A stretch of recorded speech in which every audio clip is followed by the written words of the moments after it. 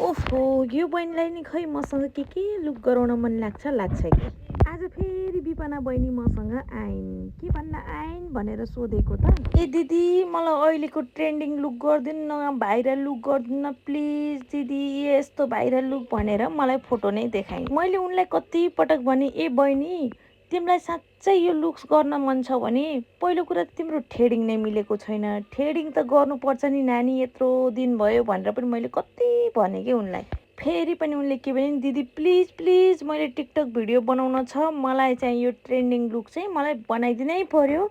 otherwise म हजुरको घर आउन्न भनेर मलाई धम्की दिइन् ओ माई गड साथीहरू यत्तिको धम्की दिँदा त लुक्स त बनाइदिनै पर्यो अनि म उनको आँखामा चाहिँ अहिलेको एकदमै भाइरल एकदमै ट्रेन्डिङ नम्बर 1 लुक जुन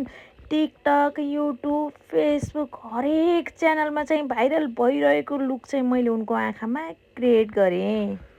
यति गाह्रो भयो नि साथीहरू मलाई कुरै नगर्नुहोस् उनको आँखामा यो लुक गर्नु लगभग मलाई 2 घन्टा लाग्यो है फेस पनि हेर्नु त उनी त निदाउनु पनि लागि छिन् ओ माई गड उनको लुक म हेर्दैछु अनि गराउँदैछु ओहो यति तनाव त भएन मलाई लगभग 2 घन्टा लाग्यो कि उनको आँखामा यो भाइरल लुक क्रिएट गर्न मलाई ए नानी अब तिमी पार्लर जाऊ अब मसँग लुक क्रिएट गर्न नआऊ है भन्दाखेरि ओहो दिदी यस्तो राम्रो लुक्स क्रिएट गरिदिनुहुन्छ म त नेक्स्ट टाइम पनि आउँछु भन्दै पो